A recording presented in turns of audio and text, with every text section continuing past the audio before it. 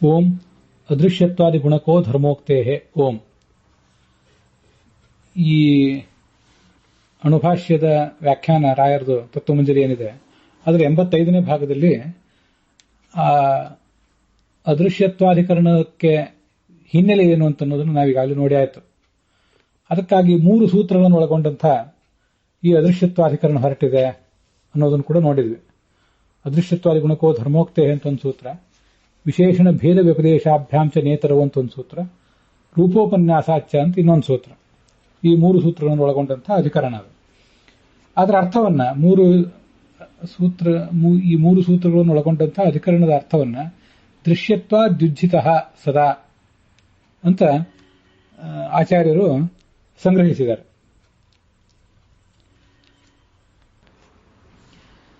ಈ ಅಣುಭಾಷ್ಯದ ಮೊದಲನೇ ಅಧ್ಯಾಯ, ಅದರಲ್ಲಿ 4ನೇ ಶ್ಲೋಕ, ಸರ್ವಗೋತ್ತಾ ನಿಯಂತಾಚ ದೃಶ್ಯತ್ವ ದ್ಯುಜ್ಜಿತ ಸದಾ ಅಂತ. ಇಲ್ಲಿ ನಾವು ದೃಶ್ಯತ್ವ ದ್ಯುಜ್ಜಿತ ಸದಾ ಅನ್ನೋದನ್ನು ಈಗ ನೋಡಬೇಕಾಗಿದೆ. ಇದಕ್ಕಿಂತ ಮುಂಚೆ ಸರ್ವಗೋತ್ತಾ ನಿಯಂತಾಚ ಅಂತ ಬಂದಿದೆ.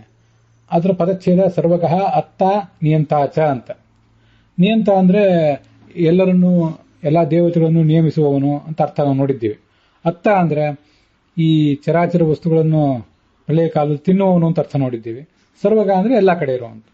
ಆಚಾರ್ಯರು ಆಯಾ ಒಂದೊಂದು ಶಬ್ದವನ್ನು ಪ್ರಯೋಗ ಮಾಡಲಿಕ್ಕೆ ಒಂದೊಂದು ಸೂತ್ರ ಅಥವಾ ಕೆಲವು ಸೂತ್ರಗಳನ್ನು ಒಳಗೊಂಡಂತಹ ಒಂದೊಂದು ಅಧಿಕರಣ, ಆ ಅಧಿಕರಣದ ಸಂಗ್ರಹವನ್ನು ಮಾಡಲಿಕ್ಕೆ ಅವರು ಒಂದೊಂದು ಶಬ್ದವನ್ನು ಪ್ರಯೋಗ ಮಾಡಿರ್ತಾರೆ. ಅದನ್ನು ವಿಶೇಷಣವಾಗಿ ವಿಷ್ಣುವಿಗೆ ಪ್ರಯೋಗ ಮಾಡಿರ್ತಾರೆ. ಸರ್ವಗಃ ಅಂದ್ರೆ ಎಲ್ಲ ಕಡೆ ಇರುವವನು, ಅತ್ತ ಅಂದ್ರೆ ತಿನ್ನುವವನು ಅಂತ ಅರ್ಥ, ಕಬಳಿಸುವವನು ಅಂತ ಅರ್ಥ. ಕೆಲವು ಕಡೆ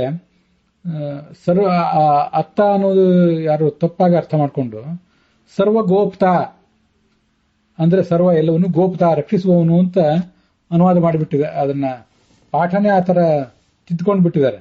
ಅಂತ ಕೆಲವು ಪಾಠಗಳು ಕೂಡ ಅಲ್ಲಲ್ಲಿ ಗಮನಕ್ಕೆ ಬರ್ತವೆ ಅಂತ ತಿಳಿದು ಬಂತು. ಇಲ್ಲಿ ನಾವು ನೋಡ್ತಿರೋ ಪುಸ್ತಕದಲ್ಲಿ ಹಾಗೇನಿಲ್ಲ. ಹಾಗೆ ಯಾರು ನೀವು ನೋಡ್ತಾ ಇರೋ ಪುಸ್ತಕದಲ್ಲಿ ಎಲ್ಲಿಯಾದ್ರೂ ಸರ್ವಗೋಪ್ತ ಅಂತಿದ್ರೆ ಗೋಪ್ತ ರಕ್ಷಿಸುವವನು ಅಂತ ವ್ಯಾಕರಣ ದೃಷ್ಟಿಯಿಂದ ಸರಿ ಇರಬಹುದು. ಬ್ರಹ್ಮಸೂತ್ರ ಭಾಷ್ಯಕ್ಕೆ ಬ್ರಹ್ಮಸೂತ್ರಗಳಿಗೆ ಅದು ಹೊಂದಾಣಿಕೆ ಆಗುವಂಥದ್ದಲ್ಲ. ಸರ್ವಗಹ ಬೇರೆ, ಅತ್ತ ಬೇರೆ, ನಿಯಂತ ಬೇರೆ. ಈಗ ದೃಶ್ಯತ್ವ ದ್ಯುಜ್ಜಿತ ಸದಾ ಅಂತ ಈಗ ಬೇರೆ. ಪೂರ್ವೋತ್ ಅನುಷಂಗ, ಹಿಂದಿನಂತೆ ಆ ಎಲ್ಲಾ ಶಬ್ದಗಳನ್ನು ಹೊಂದಿಸ್ಕೋಬೇಕು. ಹೇಗೆಂದ್ರೆ ಸಹ ಪ್ರಾಕ್ ಅದೃಶ್ಯೇನಾತ್ಮೇ ಇತ್ಯಾದಿನ ಉಕ್ತ ಅದೃಶ್ಯೇನಾತ್ಮೇ ನಿಲಯನೇ ಭಯಂ ಪ್ರತಿಷ್ಠಾಂ ವಿಂದತೆ ಅಂತ ತೈತ್ರಿಯ ಉಪನಿಷತ್ನಲ್ಲಿ ಇತ್ಯಾದಿನ ಉಕ್ತ, ಆ ಉಪನಿಷತ್ ಭಾಗದಲ್ಲಿ ವರ್ಣಿಸಲ್ಪಟ್ಟಂತಹ ಪರಮಾತ್ಮ ಏಕಃ, ಅವನು ವಿಷ್ಣುರೇವ. ಏಕಃ ಅಂತ ಮತ್ತೆ ಹಿಂದಿನಿಂದ ಬಂದೇ ಇದೆ. ಉಚ್ಯತೆ ವಿಷ್ಣುರೇವ ಏಕಃ ಅಂತ. ಹಿಂದಿನಿಂದ ಆ ಏಕ ಅಂತ ಅನ್ನೋದನ್ನ ತಗೊಳ್ಬೇಕು. ಏಕಃ ವಿಷ್ಣುರೇವ ದೃಶ್ಯತ್ವ ದ್ಯುಜಿತ, ಅವನೊಬ್ಬನೇ ಇಲ್ಲಿ ಹೇಳಲ್ಪಟ್ಟವನು. ನತು ಚಿತ್ ಪ್ರಕೃತ್ಯಾದಿ ಅನೇಕ, ಚಿತ್ ಪ್ರಕೃತಿ ಅಚಿತ್ ಪ್ರಕೃತಿ ಮೊದಲಾದ ಅನೇಕಗಳ ಸಮುದಾಯವನ್ನಾಗಲಿ ಅಥವಾ ಅದರಲ್ಲಿ ಯಾವುದೋ ಒಂದನ್ನಾಗಲಿ ತಗೊಂಡು ಯಾರು ಕೂಡ ಗೊಂದಲ ಮಾಡ್ಕೊಳ್ಳೋದು ಬೇಡ. ಎಲ್ಲ ಗುಣಗಳಿಂದಲೂ ಅವನೇ ಕೂಡಿದ್ದಾನೆ ಅಂತ ಈ ರೀತಿಯಾಗಿ ಅರ್ಥ. ಅದನ್ನ ಸಹ ಏಕಃ ವಿಷ್ಣು ಏವ ದೃಶ್ಯತ್ವ ದ್ಯುಜ್ಜಿತ, ಆ ಒಬ್ಬನೇ ವಿಷ್ಣುವೇ ದೃಶ್ಯತ್ವಾದ್ಯುಜ್ಜಿತನಾಗಿದ್ದಾನೆ ಅಂತ ಈಗ ಅರ್ಥ ಮಾಡ್ಕೋಬೇಕು. ದೃಶ್ಯತ್ವಾದಿ ಉಜ್ಜಿತ ಅಂದ್ರೆ ಏನು? ದೃಶ್ಯತ್ವ ಮೊದಲಾದವುಗಳಿಂದ ಉಜ್ಜಿತ ರಹಿತ ಅಂತ ಅರ್ಥ. ಆ ದೃಶ್ಯತ್ವ ಅಂತನ್ನೋದು ಅದ್ರೇಶ್ಯ, ಅದ್ರೇಶ್ಯಂ ಅಗ್ರಾಹ್ಯಂ ಅಗೋತ್ರಂ ಅವರ್ಣಂ ಅಚಕ್ಷುಶ್ರೋತ್ರಂ ಅಂತ ಹೀಗೆ ಮುಂಡಕೋಪನಿಷತ್ನಲ್ಲಿ ಏನು ಬಂದಿದೆಯಲ್ಲ, ಅಲ್ಲಿ ಅದ್ರೇಶ್ಯ ಅಂದ್ರೆ ನೋಡಲ್ಪಡದೇ ಇರುವಂಥದ್ದು, ಅಗ್ರಾಹ್ಯ ಅಂದ್ರೆ ಮನಸ್ಸಿನಲ್ಲಿ ತಿಳಿಯಲ್ಪಡದೇ ಇರುವಂಥದ್ದು, ಅಗೋತ್ರ ಅಂದ್ರೆ ವಸಿಷ್ಠಾದಿ ಗೋತ್ರಗಳಿಲ್ಲದೆ ಇರುವಂಥದ್ದು ಅಂತ ಹೀಗೆಲ್ಲ ಬಂದಿದೆಯಲ್ಲ, ಆ ಎಲ್ಲ ಗುಣಗಳಿಂದ ಅದ್ರೇಶ್ಯ ಅಂದ್ರೆ ದೃಶ್ಯತ್ವರಹಿತ ಅಂತ ಅರ್ಥ, ಅಗ್ರಾಹ್ಯ ಅಂದ್ರೆ ಗ್ರಾಹ್ಯತ್ವರಹಿತ ಅಂತ ಅರ್ಥ. ಇಲ್ಲಿ ಆಚಾರ್ಯರು ಅದನ್ನ ದೃಶ್ಯತ್ವಾದಿ ಉಜ್ಜಿತ ಅಂತ ಹೇಳಿದ್ದಾರೆ. ದೃಶ್ಯತ್ವ, ಗ್ರಾಹ್ಯತ್ವ, ಗೋತ್ರ, ವರ್ಣ, ಚಕ್ಷುಶ್ರೋತ್ರ, ಪಾಣಿಪಾದ ಇತ್ಯಾದಿಗಳಿಂದ ರಹಿತನಾದವನು ಪರಮಾತ್ಮನೇ ಆಗಿದ್ದಾನೆ. ಈ ಗುಣಗಳು ಪರಮಾತ್ಮನಿಗೆ ಸಲ್ಲುತ್ತವೆ ಹೊರತು ಬೇರೆಯವರಿಗೆ ಸಲ್ಲೋದಿಲ್ಲ. ಅದರ ಅರ್ಥ ಏನು? ಪರಮಾತ್ಮನನ್ನು ನಾವು ತಿಳ್ಕೋಬಹುದು, ತಿಳ್ಕೊಳ್ಳಿಕ್ಕೆ ಸಾಧ್ಯ ಇಲ್ಲ ಅಂತಲ್ಲ. ಆದರೆ ಅವನನ್ನ ಈಗ ನಾವು ಪ್ರಾಕೃತ ಅವಸ್ಥೆಯಲ್ಲಿ ಅವನನ್ನ ನಮ್ಮ ಕಣ್ಣಿನಿಂದ ನೋಡೋದು ಸಾಧ್ಯ ಇಲ್ಲ. ಈಗ ರಾಮಕೃಷ್ಣಾದಿಗಳು ಈ ಲೋಕದಲ್ಲಿ ಅವತಾರ ಮಾಡಿದ್ದಾಗ ಅವರನ್ನ ಆ ಕಾಲದಲ್ಲಿದ್ದಂತಹ ರಾಜಸರು, ತಾಮಸರು, ಸಾತ್ವಿಕರು ಮೊದಲಾದವರೆಲ್ಲರೂ ನೋಡೇ ಇದ್ದಾರೆ. ನೋಡ್ಲಿಕ್ಕೆ ಸಾಧ್ಯ ಇಲ್ಲ ಅಂತಲ್ಲ. ಪರಮಾತ್ಮನನ್ನ ಈ ಕಂಡು ಏನು ಸಾಧನೆ ಮಾಡಬೇಕಾಗಿದೆಯಲ್ಲ, ಹೃದಯದಲ್ಲಿ ಕಂಡ್ರೆ ಅದು ಸಾಧನೆ, ಅದರಿಂದ ಮುಕ್ತಿ. ಅಪರೋಕ್ಷ ಜ್ಞಾನ ಅಂತ ಹೇಳುವುದು ಅದನ್ನ. ಪರಮಾತ್ಮ ಅವತಾರ ಮಾಡಿದಾಗ ರಾಮಕೃಷ್ಣಾದಿ ರೂಪದಲ್ಲಿ ಅವನನ್ನು ಯಾರಾದರೂ ನೋಡಿದರೆ ಅದೇನು ದೊಡ್ಡ ಸಾಧನೆ ಅಲ್ಲ. ಅದರಿಂದ ಅವ್ರಿಗೇನು ಅಪರೋಕ್ಷ ಜ್ಞಾನ ಬಂದಿದೆ ಅಂತಾಗ್ಲಿ, ಯಾವುದೇ ಸಿದ್ಧಿ ಆಗ್ತದೆ ಅಂತಾಗ್ಲಿ, ಮೋಕ್ಷಕ್ಕದು ಉಪಯೋಗ ಆಗ್ತದೆ ಅಂತಾಗ್ಲಿ ಏನೂ ಅಲ್ಲ. ಆ ಸಂದರ್ಭದಲ್ಲೂ ಕೂಡ ಪರಮಾತ್ಮ ಅಂತ ಅವನನ್ನು ತಿಳ್ಕೋಬೇಕು. ಆ ಥರ ತಿಳ್ಕೊಳ್ಳುವುದು ಅಂದ್ರೆ ಧ್ಯಾನ ಮಾಡಿ, ಶ್ರವಣ ಮಾಡಿ, ಮನನ ಮಾಡಿ, ಧ್ಯಾನ ಮಾಡಿ ತಿಳಿಯುವುದೇನಿದೆ ಅದೇ ತಿಳಿಯುವುದು ವಾಸ್ತವಿಕವಾಗಿ ಅಂತ ಈ ರೀತಿಯಾಗಿ ಅರ್ಥ. ಆದ್ರಿಂದ ಯಾಕೆಂದ್ರೆ ಕುತಃ ಲಿಂಗೈ ಸರ್ವೈ ಯುತಃ ಹಿ, ಎಲ್ಲಾ ಲಿಂಗಗಳಿಂದಲೂ, ಎಲ್ಲಾ ಶಬ್ದಗಳಿಗೂ ವಾಚಕಗಳಾದಂತಹ ಲಿಂಗಗಳಿಂದಲೂ ಕೂಡಿದವನು ಅವನೇ ಆಗಿದ್ದಾನೆ.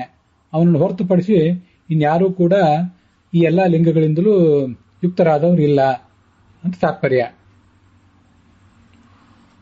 ಅಥ ಪರ ಯಯಾ ತದಕ್ಷರಮಧಿಗಮ್ಯತೆ ಯಸ್ ಸರ್ವಜ್ಞ ಸ ಸರ್ವವಿತ್ ರುಕ್ಮವರ್ಣಂ ಕರ್ತಾರಮೀಶಂ ಅಂತ ಇವೆಲ್ಲ ಮುಂಡಕೋಪನಿಷತ್ತಿನ ಮಾತುಗಳು. ಯಯಾ ತದಕ್ಷರಮಧಿಗಮ್ಯತೆ, ಯಾವ ವಿದ್ಯೆಯಿಂದ ಅಕ್ಷರವಾದಂಥ ಆ ಪರಬ್ರಹ್ಮವನ್ನು ತಿಳ್ಕೊಳ್ಳಿಕ್ಕೆ ಸಾಧ್ಯ ಇದೆಯೋ ಅದೇ ಪರವಿದ್ಯೆ. ಯಸ್ ಸರ್ವಜ್ಞ ಸ ಸರ್ವವಿತ್ ಅಂತ ಇದು ಕೂಡ ಆ ಅಥರ್ವಣೋಪನಿಷತ್ತೆ. ಯದಾ ಪಶ್ಯತೆ ರುಗ್ಮವರ್ಣಂ ಕರ್ತಾರಮೀಶಂ ಪುರುಷಂ ಬ್ರಹ್ಮಯೋನಿಂ ತದಾ ವಿದ್ವಾನ್ ಪುಣ್ಯಪಾಪೇ ವಿಧೂಯ ನಿರಂಜನ ಪರಮಂ ಸಾಮ್ಯಮುಪೈತಿ ಅಂತ ಇದು ಕೂಡ ಅಥರ್ವಣೋಪನಿಷತ್ತು. ಅಲ್ಲಿ ಕೂಡ ಪಶ್ಯ ಅಂದ್ರೆ ಸಂಸಾರದಲ್ಲಿ ಬದ್ಧನಾದಂತಹ ಈ ಜೀವ ಪಶ್ಯತೆ ನೋಡ್ತಾನೆ. ಏನನ್ನು ನೋಡ್ತಾನೆ?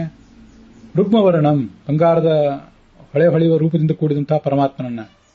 ಕರ್ತಾರಂ, ಜಗತ್ಕರ್ತ ಅವನು. ಈಶಂ, ಜಗತ್ತಿನ ಪಾಲಕನಾಗಿದ್ದಾನೆ, ಒಡೆಯನಾಗಿದ್ದಾನೆ.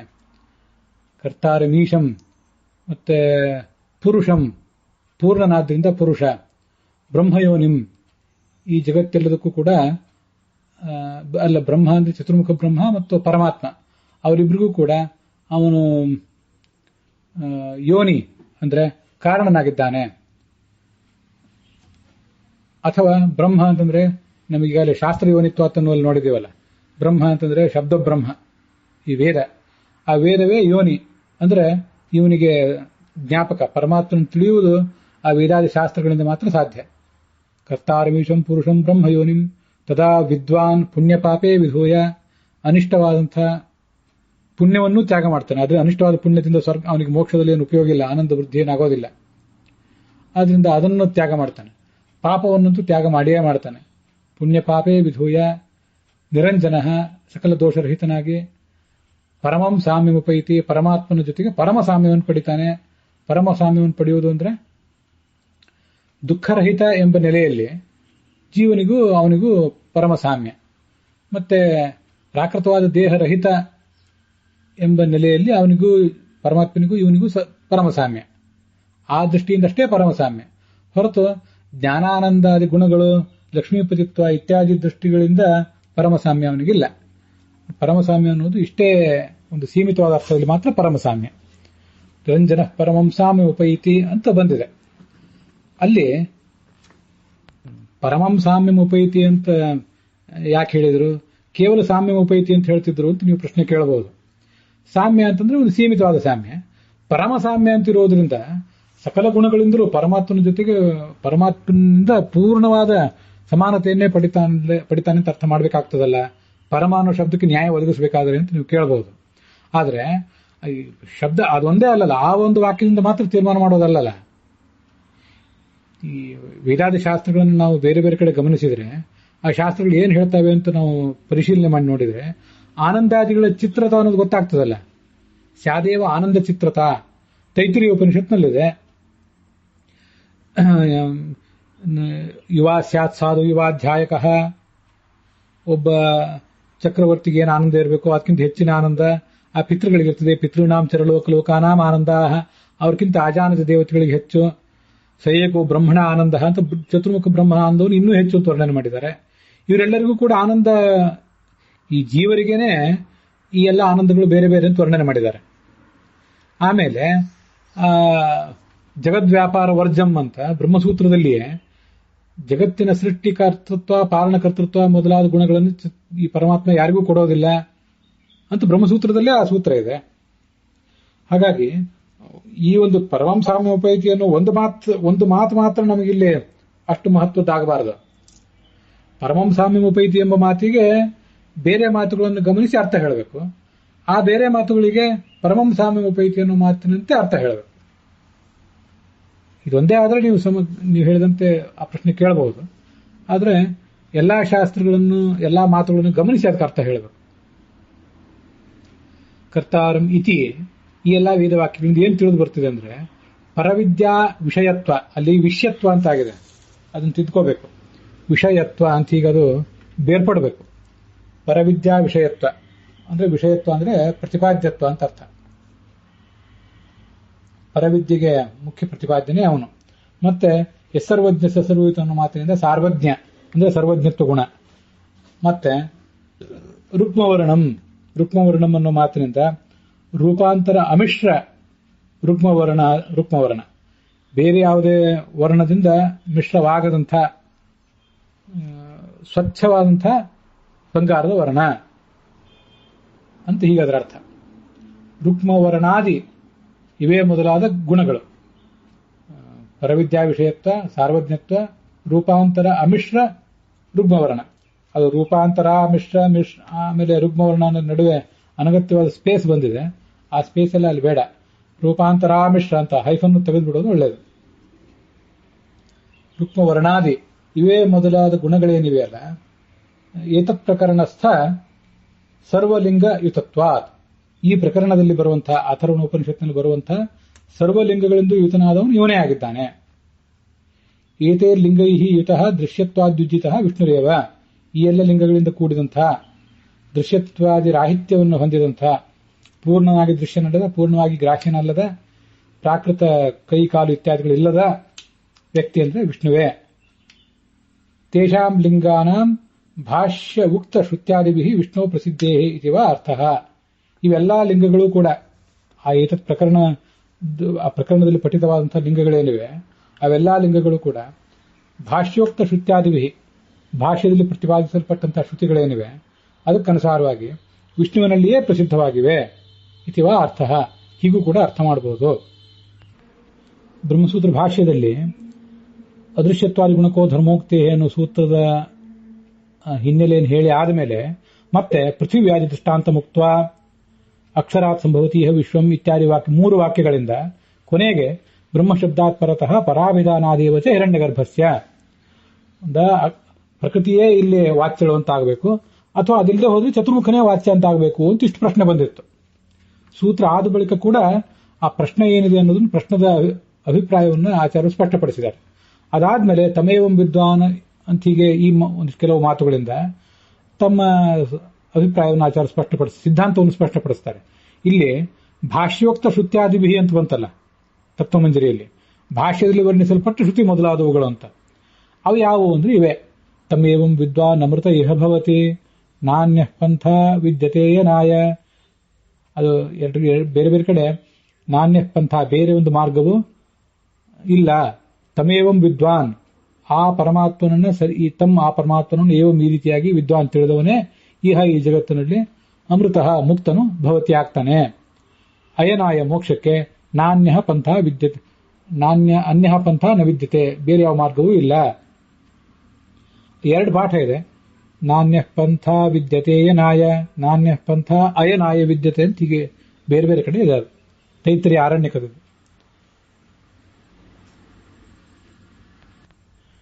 ತತ್ಕರ್ಮ ಹರಿತೋಷಂ ಯತ್ ಸಾವಿದ್ಯಾ ತನ್ಮತಿರಿಯಯ